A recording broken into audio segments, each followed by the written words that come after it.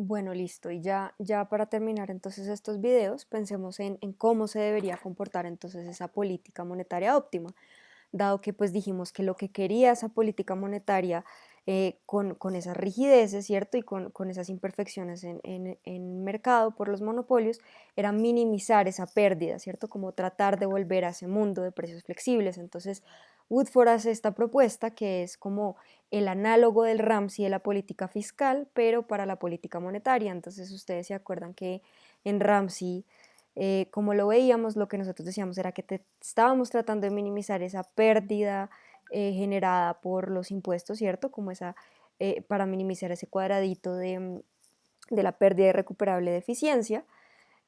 Acá pues pasa algo similar, lo que nosotros quisiéramos es como tratar de minimizar esa pérdida que se da debido a las fricciones nominales y a los monopolios, ¿listo?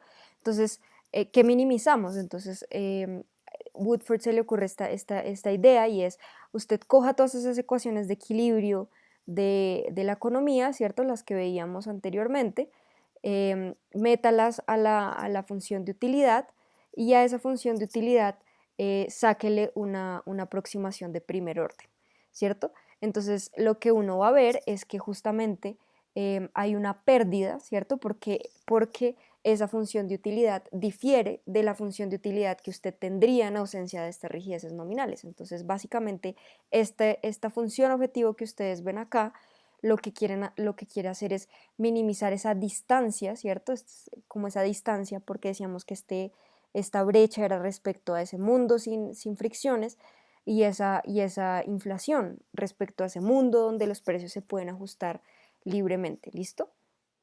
Que pues entonces en este caso pues sería cero.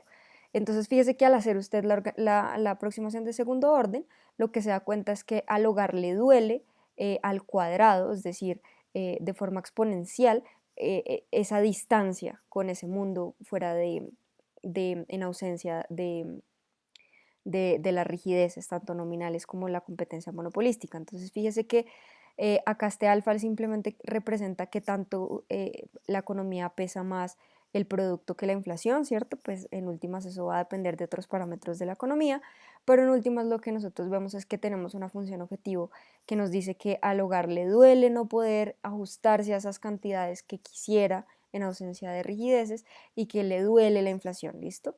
Entonces, si yo trato de minimizar esas distorsiones con la tasa de interés, que es mi instrumento de política, pues entonces estaría encontrando la política monetaria óptima consistente con toda esta teoría del modelo nuevo keynesiano.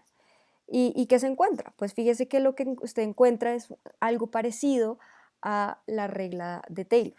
Entonces, esta respuesta política, esta óptima de política monetaria consiste en fijar una tasa de interés que responde a las expectativas de inflación, ¿cierto? ¿En qué medida? En una medida gamma pi, que también de nuevo va a depender de parámetros de la economía y que también responde de manera positiva a los choques de demanda.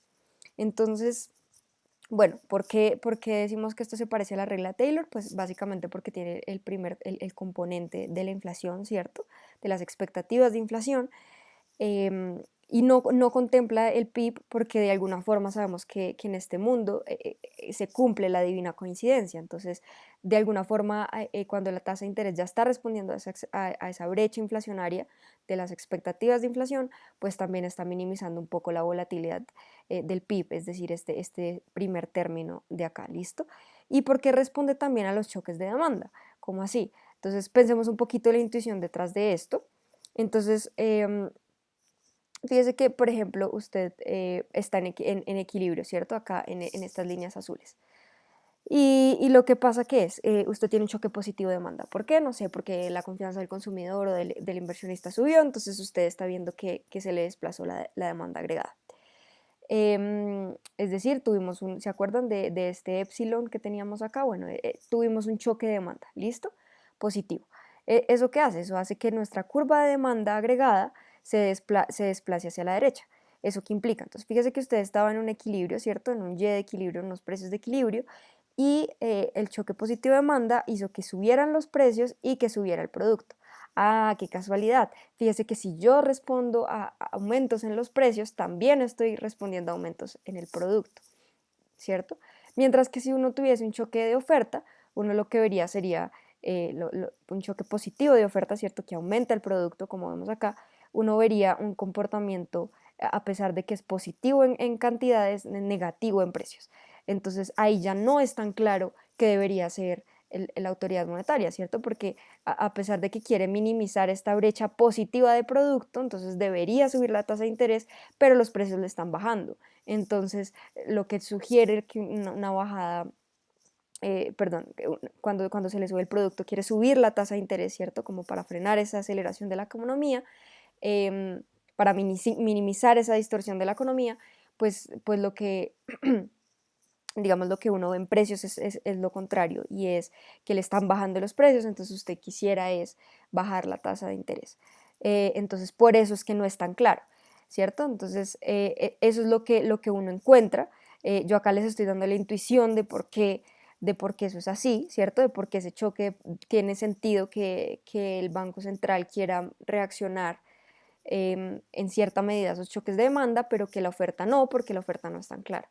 Ahora, si a usted le interesa y quiere ir más a profundidad en todo esto, que seguramente pues es muy interesante y quedan todavía muchas cosas por discutir, pues la mejor referencia, por supuesto, es Woodford. Directamente tiene un libro buenísimo, súper completo de todas estas cosas, súper detallado, que se llama Interest and Prices, y pues si le interesa, pero no quiere meterse a tan al detalle, este paper de Claridad Galli y Gertler del 99 pues les cuenta como las intuiciones que están detrás de todo esto que discutimos en estos videos, sin como tal profundizar en el álgebra, pero sí tiene pues más detalles.